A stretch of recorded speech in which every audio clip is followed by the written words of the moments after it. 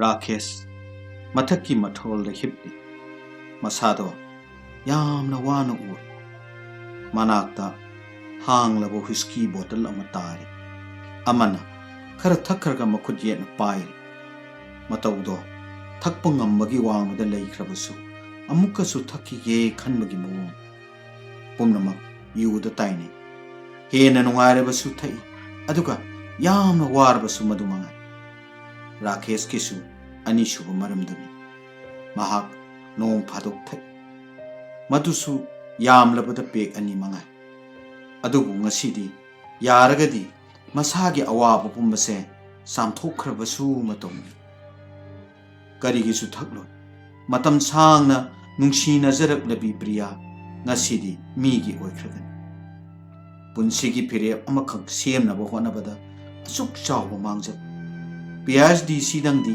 loikige phana kanna menjaban sagat sakhiba manglan pumba soina kaikre laibakta taisillaga hekta toklagadra asinda choro lolei lungsibi miot pi longnambi bihat pi masado hogat ki khone adubu laimai da upsinkre Whiskey do makutagi nanthokraga laimaida oro oro haidokle he mapu nahang na Rakesh pu ngahak to orbusu potha halu magi matongse yengamdre kaidoruni hojikti punamak hokre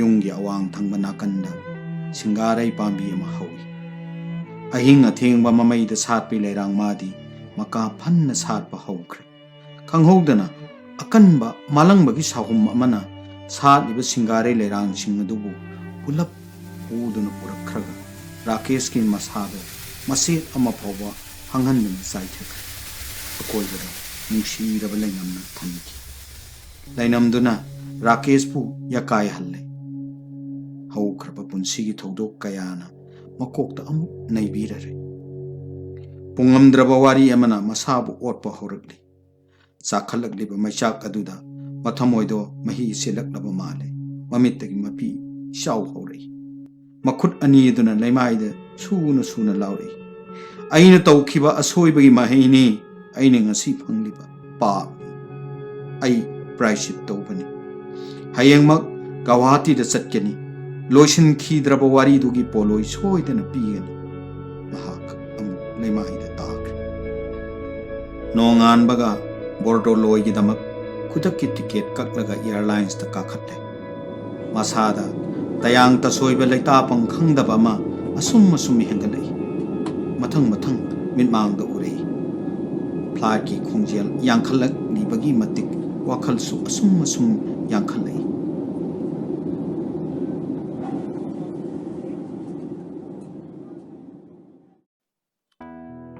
नोमाइजिंग नुमितनी Rakesh Gopinath बोर्डोलोई नगर दगी अवाट अपा खर लैरुरगा Guwahati university की दमक जालुवारी तमना हलई पुंग तरु हेंजिनख्रे खंगहोदना अतियासु among मनोंग कुपसिनख्रे street line अमंबबु माइथी बपिरम लगा गुवाहाटी की लंबी पुंबा पुंगान गानख्रे university की hostel तमना राकेश खोंगथांग यांग चटपा होगी लंबी दो चिक चिक अदुक यामना निन खोंगलंबा सिटी दो कुदक्ता होरकपा कांलुक की इरांग अमदगी पुंसिक सिक लंबीदा गाड़ी अमत्त चेनखिद्रे गाड़ी अमत्त फंगदबदगी मखोंगना लाकपनी रुकेबो रुकेबो रुकेबो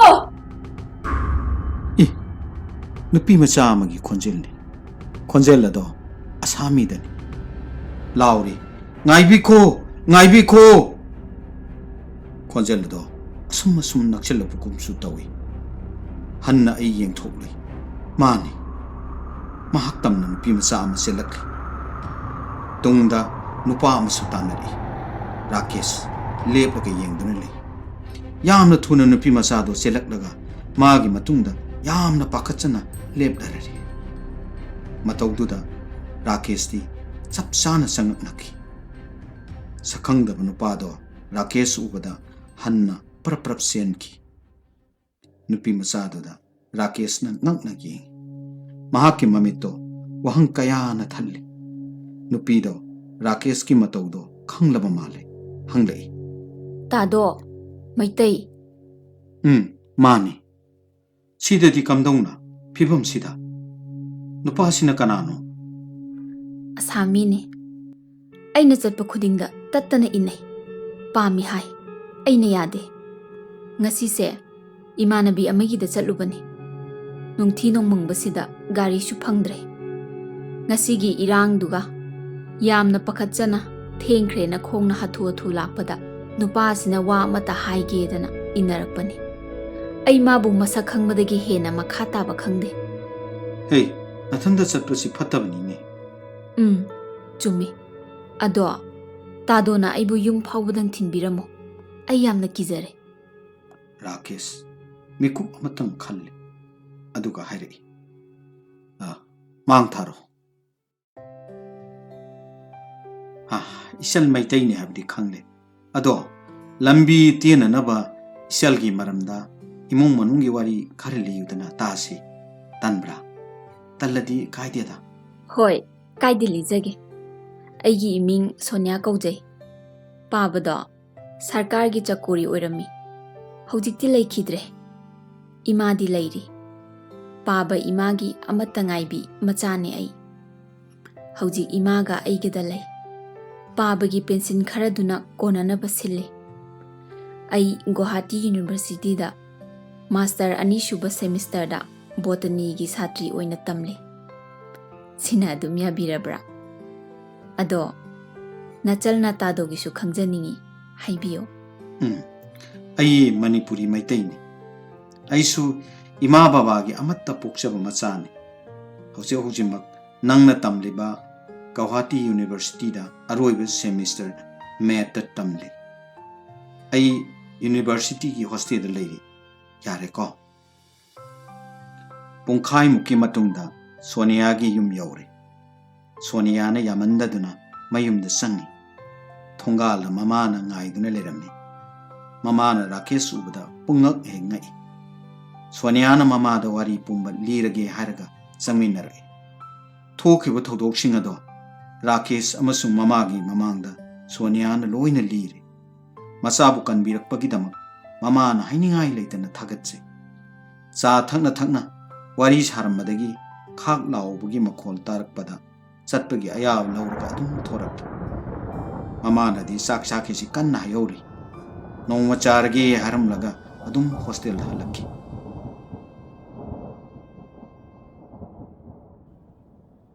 Department da Sonia ga tattana unai.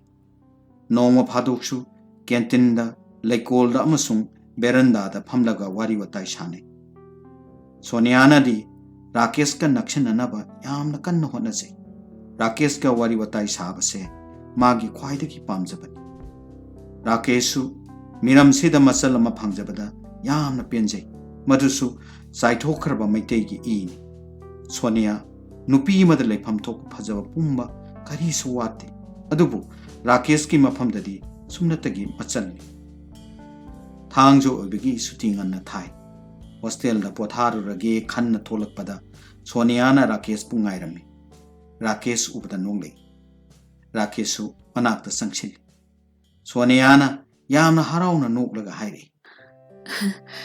Tado imana hayengdi suti su oire aikhoida chak chada yaroi hairei soiba yade ko. Rakeshu harau adum yathokre. Mathangi numit haina khiba nomajing numit adugi ayukki pung 9 muk tabada Rakesh Sonia khogi yumda chatli.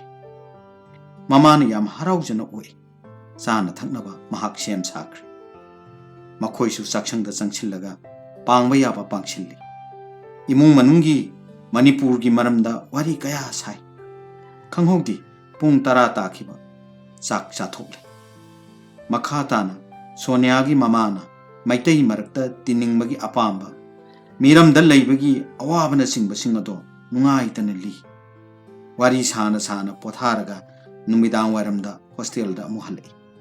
Marakta Rakesh Sonia khoida dum chali. Hojikti Rakesh Sonia gi mung manungum toro khoidana ba haure.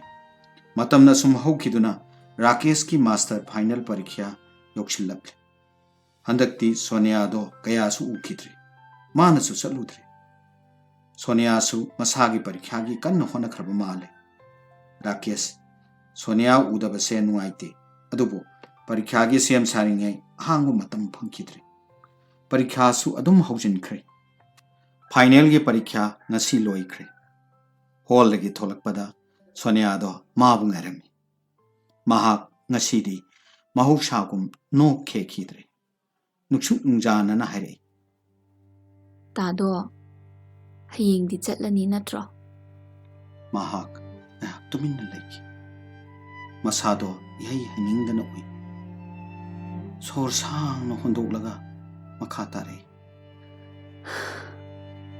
ngasi अरोइब चकलेन अमतंगदि चामिनसिदना होय आइसु नंगे इमागा उनिंगलंबने hostel चलुखिद्रा होय सच्ची चलो अदो आई तादो दा वा अमा हाइगेना हायो करी वानो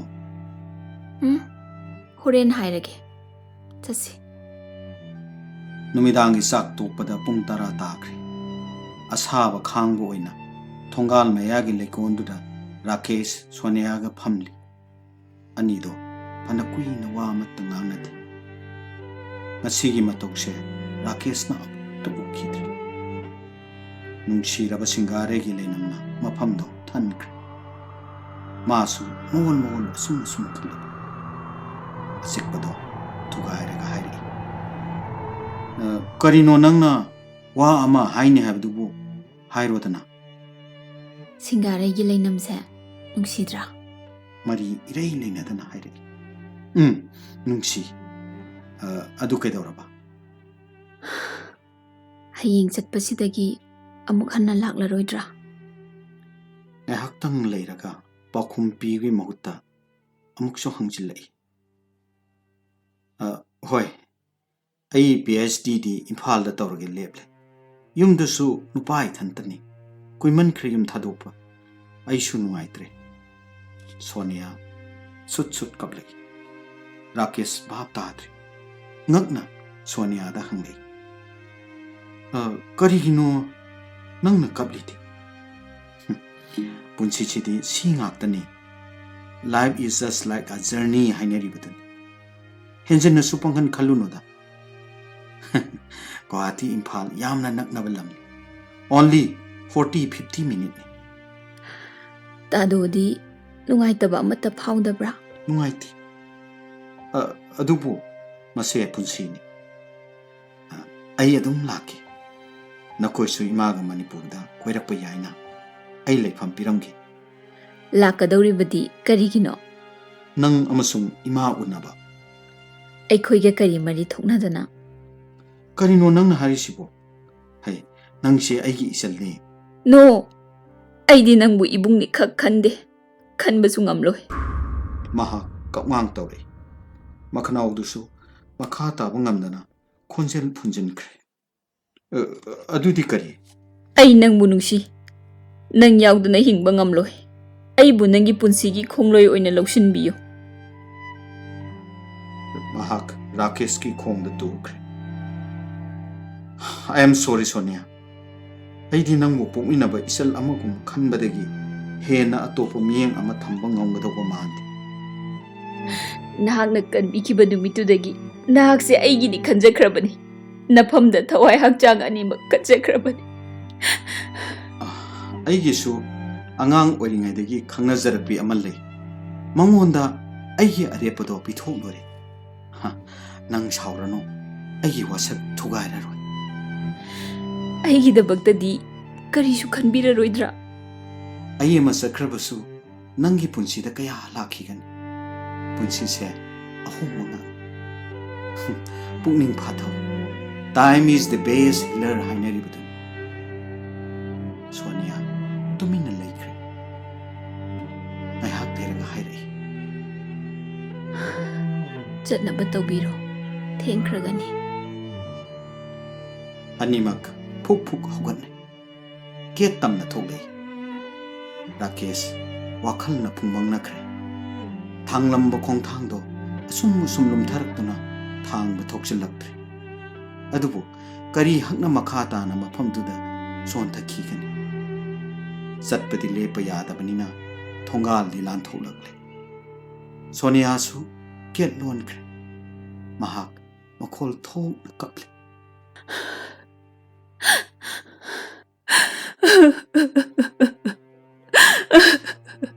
ꯑꯗꯨꯕꯨ ꯔꯥꯀꯦꯁꯅ ꯀꯔꯝꯅ ꯊꯦꯝꯂꯨꯒꯅꯤ ꯀꯔꯤ ꯍꯛꯅꯅꯣ ꯃꯥꯕꯨ ꯊꯦꯝꯒꯗꯧꯕ ꯄꯨꯝꯅꯃꯛ ꯃꯤꯀꯨꯞ ꯑꯃꯗ ꯂꯣꯏꯅ ꯂꯣꯏꯈ꯭ꯔꯦ ꯍꯧꯖꯤꯛꯇꯗ ꯅꯤꯡꯁꯤꯡꯂꯛꯏ ꯁꯣꯅꯤꯌꯥꯒꯤ ꯃꯃꯥꯗ ꯆꯠꯂꯒꯦ ꯍꯥꯏꯕ ꯐꯥꯎꯕ ꯍꯥꯏꯔꯝꯗ꯭ꯔꯤ ꯀꯔꯤ ꯈꯜꯂꯝꯒꯅꯤ ꯑꯍꯧꯕ ꯃꯈꯣꯜ ꯑꯃꯗ ꯂꯧꯁꯤꯡ ꯈꯪꯇꯥ ꯇꯥꯔꯛꯏ Your attention please. Passengers from B.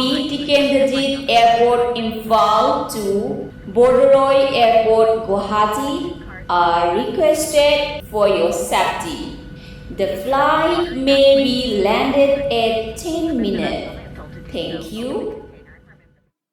नुपी Amna इंग्राजीदा बोर्डोलोई airport यौगदौरे चेक्सिनबियो हाइना हंजिन हंजिन लाउरगा लेरम्मि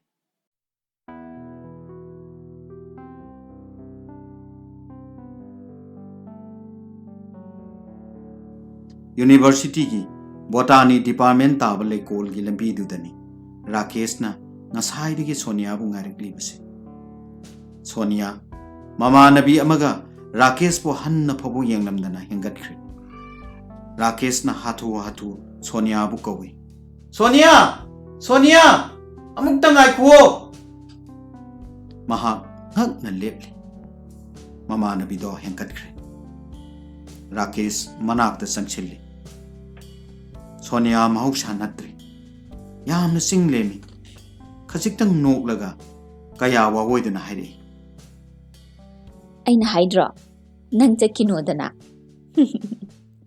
ꯍꯧꯖꯤꯛꯇꯤ ꯀꯔꯤ ꯊꯣꯛꯂꯦ ꯆꯥꯡ ꯇꯥꯔꯦꯗꯅ ꯉꯥꯏꯔꯝꯃꯣ ꯑꯩ ꯗꯤꯄꯥꯔꯠꯃꯦꯟꯇ ꯆꯪꯉꯨꯈꯤꯒꯦ थाकीबो इतियागो चाबो लैखिगद्रा अमुक कदाइदा चटकनी राकेश टैक्सी ड्राइवर न कौरपदा वखल तारे महाक फन कुइना टैक्सी की मनिंग से फमलगा लेरुरबा माले नेहा की वखलदुना मसा की अनिंग पुंब काइख्रे निंग काइन हाइरे एयरपोर्ट ड्राइवर दो एयरपोर्ट लंबी तमना थौरे लंबीदा खंगहोदना अकनब नुंसित मायो तारंबा मयाई ओरपा योपी अमा खंगयुंग युंग खलकलगा टैक्सी की ये थंगबा ममांगे टायर दे युंग अहोबा मखोल अमा ताखिबदुदा ड्राइवर दो टैक्सी दु खामलगे येंग यामना नुंगाइतना राकेश ता हाइरे ओफ ओ गाड़ी पंक्चर होइसे ओलोमान रोकिबो नोले एकता टैक्सी लागे नगे गाड़ी puncture ओइरे ngaihak ngaibiba yagadra taxi ama phabiragera hobo moi rokhima yani ai ngaige rakesh gari dei kumthabaga ingangai mafam do yamna toin ukharba mafam amani mani sonia gi yumgi hek thongal dani mahak khangningba ama yauna thongal gi apikpa gate to hangdok laga changchil hana gi hana gum punamak lei सिंगारई पांबी दुसु मपुंग फाना सारमली होंगलिबा हाइबा तारगदी लैकोल दो मी संबीद्रे अदुगा yum दुसु मी लैनबगी मतौदी ओइद्रे राकेश लैकोल दुगी फमफम दुदा फमथि मिटमांगदा सोनिया गा अरोइबा काइना किबगी मितो उरे P ताखिबा खंगौदी मसिंदा हिदोकी अइबु नंगा उनदना हल्लगद्रा नंगोंदा अमुक्तंग ओरबसु पुंगनिंगी अवाबसे लिजबो फंगलरोइद्र Sonia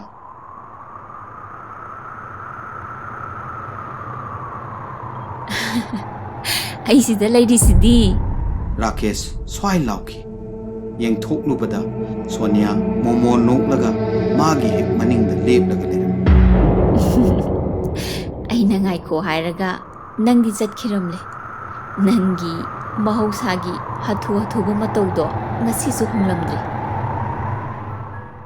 Sonia lakpadagidi akoibado naungna thawai palakpagum punamak yening hulakpagumi. Rakesh to pumsum sumkre wa amatta ngangdana leple. Ai nang lakani haibase khangi. Karamna yamna ngakna Sonia da hangi. Adubu irai laibasibu. Aina nangbu nungsi, nangbu ngairi sidi. Nungsi badi mapu magi athoiba khusemni. Lem de hekta mangba yabro. Mahak langlaba mayado utna kanna nokthore. Minoktuda Rakesh pungaw ngawkre. Khangdi ngasidi mahak Sonia na pumsum sumkre. Nong matasu Rakesh mangonda amukta sumunna yengdudi. Ngasidi malem sida mamuk phajaba leiramlaroi. Sorokta horon khongba tare. Mahak hajikta da wakhan khalak lai. Mapanda taxi leire. Ai chalake. Kadai da laigani. Hallagadro. Mahake maithongdo hajikta pungan ngalamani. Khangongdana taiphet taki. Chaloi. Ngasi los da leirage. Hayeng nganna lakani. Salukhige. Sonia ngasi su Rakesh pu thongal phobo thindore. Rakesh kari amata su Sonia da phongdok namdre. Phare mathang phongdok lasin. Ahingduma los amada le. Nong heng ngan baga mamanaba Devonat uni. Devonat na Sonia gi wari hodore. Wari du tarubada Rakesh haifam khangdana waki. Amuksu Sonia bu waro da bangamlakti. Laiba pusaiba natana kari de tawni. Khudakta punamak mangkre. Lemhoriba haibabu thamoida phawriba chaina duni koklaroi dauba dakphamduni. Timjenba yadraba thamoigi ningai mana ngasisu Sonia gi mangda lepnamle. Sonia na mabu harau harau oi. Rakesh mamaido imak maksil. Wasu amatta ngangdi. Imungda phamlaga animak cha thakli. Sonia na hari. Kaidaure. Kaisu tawti. Wa lot kano. Nang ne lo libadi. Aina kari lot liba. Nang luhongle sumra. Sonia gi mai thongdo. Khang hong hong ki. Ngahak ti wa masit amatta nganglakti. Yamna wana pakum pire. Nangna hainabagi matambu pikhrabra. Aduga hausikna sida karamna. Nangi nupadi. Ai maga kainare. Mahak sani. Nupibu hantana khanba misakni. Numit chuppagi yu thai. Jwar sanai. Mana aibu asukki mati otnai. Khangba ngamlaktabadagi asonbi imagi seba tarurage khallaga mafamsida lakhibani. Imadi kada. Aibu hundoklamlaga chatkre. Rakesh masa pumba topang khangdan songle. Khongpham amakhak soikibada asuk chawna kaikhraba. Hena amukasu sauning libidi saduni. Khangdi kalak khanban batana amukasu taina pham khanglakti. Nupado mikupasida laman khumning lei.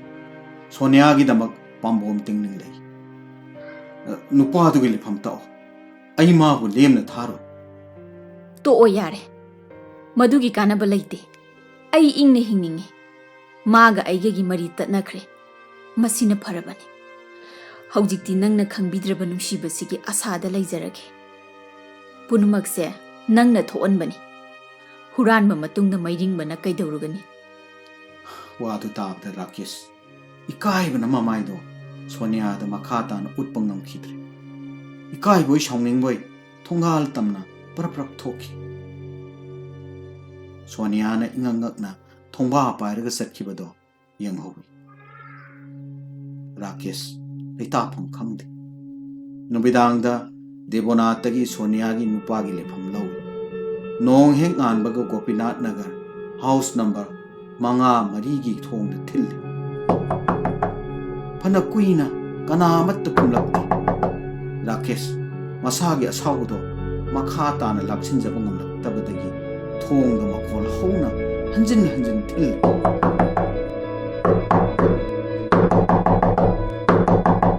मधुतद नुपा अमना थो हांदोरे कौन है?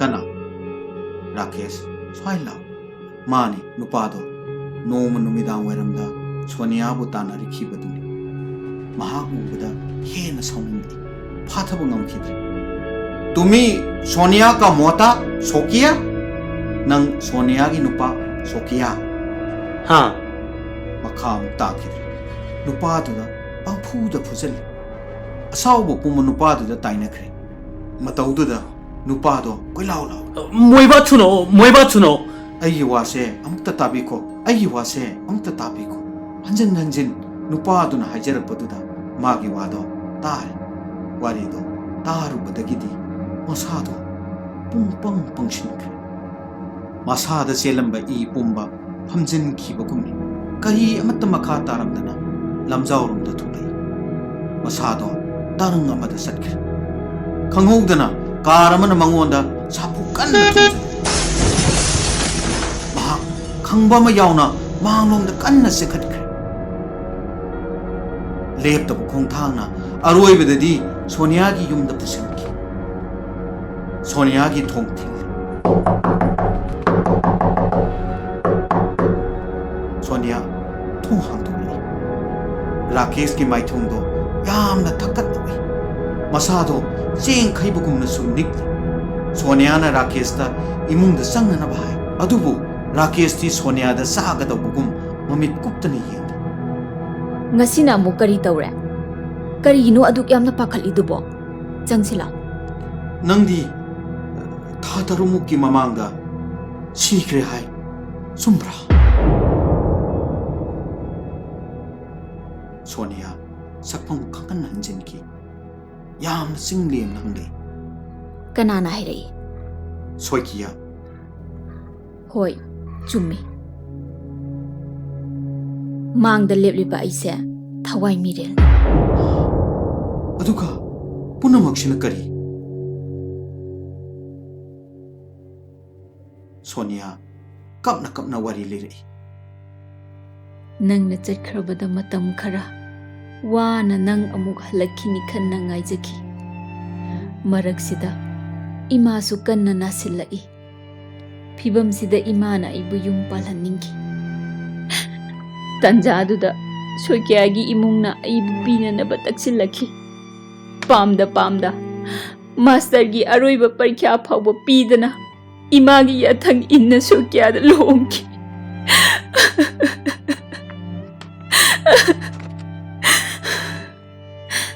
matam kharadi aibu yamna luna tawbiki khara leiragadi mahak phattaba sangat tinarakpadagi khwaidigi phattaba mi ama haibado oiraki oktaba amana tawba khudimak ma tawi aibu hanna yingbide numit khudingi oli phui chai maraksida ima kanna nasilakpagi pau piraki ai ningba kaina nupa mayum thadoklaga matam pumbagi oina imagi manakta laiki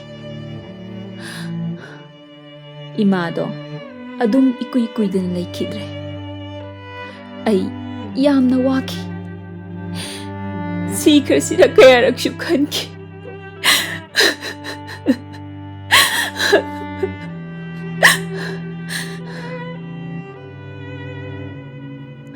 nongma numidang ama soikya yu yamna ngauraga lai thong hangdoknaba kayarak hairabasu aina hangdokhide Hey, Sonia! Darkhan Kulim! Hey Sonia थोंग आऊं Tumi Sona? तारी ब्रनंगबो Hey, Mokhang Nakribo! hey आइबु साउन गनो Mai Tomak Sisak Saki Aidiso! आइना रोय बोइना हारिसिनी Hey, Darkhan Kulim! थोंग आऊं Anyatha, Dwal Bangidim! नत्र दिने आइना थोंग थुदे कनी Darkhan Kulim! Hey, Sonia! थोंग आऊं hey थोंग आऊं thong kap khairak labada ꯈꯥꯡꯕ ꯉꯝꯂꯛꯇꯕꯗꯒꯤ ꯁꯦꯝ ꯈꯥꯏꯕꯒꯤ ꯊꯝꯕ ꯁꯣꯔꯤꯅ ꯏꯁꯥꯗ ꯍꯟꯖꯤꯟ ꯍꯟꯖꯤꯟ ꯊꯤꯟꯖꯤꯟꯕꯗꯒꯤ ꯑꯩ ꯈꯨꯗꯛꯇ ꯁꯤꯈꯤ꯫ ꯄꯨꯝꯅꯃꯛꯁꯤꯒꯤ ꯍꯧꯔꯛꯐꯝꯗꯤ ꯅꯪꯅꯤ꯫ ꯉꯁꯤ ꯅꯪꯅ ꯑꯩꯒꯤꯗꯃꯛ ꯂꯦꯞꯄꯤꯔꯤꯕ ꯑꯁꯨꯝꯅ ꯃꯇꯝꯗꯨꯗ ꯂꯦꯞꯄꯤꯔꯝꯂꯕꯗꯤ ꯑꯁꯨꯝꯅ ꯈꯛ ꯊꯣꯛꯂꯝꯂꯣꯏ꯫ ꯍꯥꯏꯌꯨ, ꯍꯧꯖꯤꯛꯇꯤ ꯅꯪꯅ ꯑꯩꯒꯤ ꯑꯋꯥꯕ ꯄꯨꯝꯕ ꯀꯣꯛꯍꯜꯂꯒꯅꯤ, ꯅꯠꯇ꯭ꯔꯥ? ꯄꯨꯝꯅꯃꯛ ꯑꯣꯏꯗꯨꯅꯁꯨ ꯑꯁꯤꯕꯅ ꯑꯍꯤꯡꯕꯒ ꯄꯨꯟꯕꯗꯤ ꯈꯛ ꯌꯥꯔꯣꯏ꯫ ꯑꯗꯨꯗꯤ ꯅꯪ ꯑꯩꯕꯨ ꯀꯤꯔꯦ ꯅꯠꯇ꯭ꯔꯥ?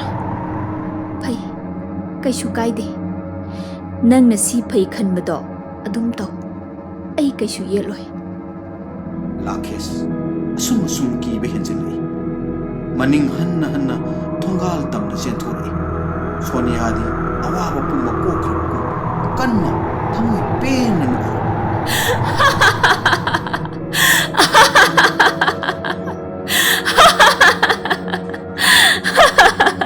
ꯄꯥꯈꯠꯅ ꯂꯝꯕꯤꯗ ꯍꯟꯅ ꯍꯟꯅ ꯌꯦꯡꯂꯒ ꯆꯦꯟꯕꯗ ꯀꯟꯅ ꯊꯧꯔꯛꯄ ꯇꯥꯇꯥ ꯒꯥꯔꯤ ꯑꯃꯅ ꯃꯈꯨ ꯀꯟꯅ ꯃꯍꯥꯛ ꯄꯥꯈꯠꯅ ꯀꯟꯅ ꯂꯥꯎꯈꯤ꯫ ꯑꯣꯟꯊꯣꯛꯄꯅꯤꯗ, ꯒꯥꯔꯤꯗꯨꯅ ꯃꯥꯕꯨ ꯁꯨꯛꯎ ꯎꯈꯤꯗꯦ꯫ ꯌꯥꯝꯅ ꯉꯛꯂꯤꯕꯅ ꯔꯥꯀꯦꯁꯅ ꯃꯃꯤꯠ ꯄꯥꯡꯊꯣꯔꯛꯄꯗꯗꯤ ꯃꯁꯥꯗꯣ ꯒꯥꯔꯤ ꯑꯃꯠꯇ ꯇꯧꯔꯝꯗꯕꯗꯨ꯫ ꯇꯨꯡꯗ ꯌꯦꯡꯊꯣꯔꯛꯄꯗ ꯁꯣꯅꯤꯌꯥꯗꯣ ꯅꯣꯛꯂꯒ ꯂꯦꯞꯂꯝꯃꯤ꯫ ꯃꯍꯥꯛꯀꯤ ꯃꯥꯏꯊꯣꯡꯗꯣ ꯃꯤꯀꯨꯞꯇꯨꯃꯛ ꯄꯦꯟꯖꯕ ꯅꯨꯡꯉꯥꯏꯖꯕ ꯎꯈꯤꯗ꯭ꯔꯦ꯫ ꯃꯇꯧꯗꯨꯗ ꯔꯥꯀꯦꯁ ꯈꯪꯁꯥꯎ ꯁꯥꯎꯅꯤꯡꯂꯛꯏ꯫ ꯃꯄꯨꯛꯅꯤꯡꯗ ꯎꯁꯤꯠꯃꯟꯗꯦ ꯈꯜꯂꯛꯏ꯫ ꯀꯔꯤꯅꯣ ꯅꯪꯅ ꯅꯣꯛꯂꯤꯕ? ꯑꯩꯕꯨ ꯎꯁꯤꯠꯇ꯭ꯔꯤꯕ꯭ꯔꯣ? ꯅꯪꯒꯤꯁꯤ ꯑꯩꯅ ꯁꯤꯕꯗꯨꯔꯣ ꯄꯥꯝꯂꯤꯕꯁꯦ? ꯅꯪꯒꯤ ꯃꯑꯣꯡꯁꯦ ꯌꯥꯝꯅ ꯅꯣꯛꯅꯤꯡꯉꯤ꯫ ꯍꯧꯖꯤꯛ ꯐꯥꯎꯕꯗ ꯅꯁꯥꯗꯣ ꯂꯩꯇꯥꯗ꯭ꯔꯤ꯫ ꯄꯨꯝꯅꯃꯛ ꯑꯩꯒꯤ ꯑꯅꯤꯡꯕꯗ ꯑꯣꯏꯈ꯭ꯔꯕꯅꯤ꯫ ꯀꯔꯝꯕ ꯑꯅꯤꯡꯕ? ꯁꯤꯗ ꯀꯔꯤꯕꯨ ꯆꯤꯡꯅꯅꯤꯡꯉꯥꯏ ꯂꯩ? ꯀꯔꯤꯅꯣ ꯅꯪꯅ ꯍꯥꯏꯔꯤꯕꯗꯨꯕꯣ? ꯃꯤꯕꯨ ꯑꯅꯤꯔꯛ ꯁꯤꯕ ꯌꯥꯕ꯭ꯔꯣ? ꯀꯔꯤ ꯍꯥꯏꯕ? ꯍꯧꯖꯤꯛꯇꯤ ꯅꯪꯒ ꯑꯩꯒ ꯆꯞ ꯃꯥꯟꯅꯔꯕꯅꯦ꯫ ꯑꯩꯈꯣꯏ ꯑꯅꯤ ꯑꯃꯠꯇ ꯑꯣꯏꯔꯦ꯫ ꯅꯪ ꯑꯩꯕꯨ ꯅꯤꯡꯇꯝꯍꯜꯂꯨ꯫ ꯑꯃꯨꯛ ꯍꯟꯅ ꯌꯦꯠꯂꯒꯅꯨ ꯄ꯭ꯂꯤꯖ꯫ ꯅꯪꯒꯤ ꯅꯨꯡꯁꯤꯕꯕꯨ ꯑꯩꯅ ꯂꯠꯅꯈꯤ꯫ ꯑꯩꯒꯤꯁꯨ ꯑꯁꯣꯟꯕ ꯂꯩꯈꯤꯕꯅꯅꯤ꯫ ꯃꯇꯝꯅ ꯄꯨꯗꯨꯅ ꯅꯅꯥꯛꯇ ꯂꯥꯛꯂꯤꯕꯁꯤꯅꯦ꯫ ꯑꯗꯨꯕꯨ ꯅꯪꯒ ꯑꯩꯒꯤ ꯃꯔꯛꯇ ꯑꯃꯨꯛ ꯍꯟꯅ ꯄꯨꯟꯕ ꯌꯥꯔꯔꯣꯏꯗꯧꯕ ꯄꯜ ꯑꯃꯅ ꯈꯥꯔꯝꯂꯦ꯫ ꯄꯨꯝꯅꯃꯛ ꯃꯄꯨ ꯃꯥꯒꯤ ꯃꯅꯤꯡꯅꯤ꯫ ꯍꯧꯖꯤꯛꯇꯤ ꯑꯩꯕꯨ ꯊꯥꯗꯣꯛꯂꯣ꯫ ꯑꯩꯅ ꯅꯪꯕꯨ ꯀꯧꯕꯅꯦ꯫ ꯀꯔꯝꯅꯅꯣ? ꯑꯩꯗꯤ ꯈꯪꯗꯦꯅ꯫ ꯁꯣꯅꯤꯌꯥ ꯍꯧꯈꯤꯕ ꯋꯥꯔꯤ ꯄꯨꯝꯕ ꯃꯊꯪ ꯂꯤꯊꯔꯛꯏ꯫ ꯑꯩ ꯅꯪꯒꯤ ꯋꯥꯈꯜꯗ ꯋꯥꯃꯟꯈꯤꯕꯅ ꯃꯤꯔꯝꯂꯦꯟꯗꯁꯨ ꯇꯤꯟꯗ, ꯂꯩꯔꯝꯂꯦꯟꯗꯁꯨ ꯌꯧꯉꯝꯗ ꯋꯥꯅ ꯂꯩꯈꯤ꯫ ꯅꯪꯒꯤ ꯑꯋꯥꯕ ꯃꯤꯀꯨꯞꯇꯨꯅ ꯑꯩꯕꯨ ꯅꯅꯥꯛꯇ ꯌꯧꯍꯟꯈꯤ꯫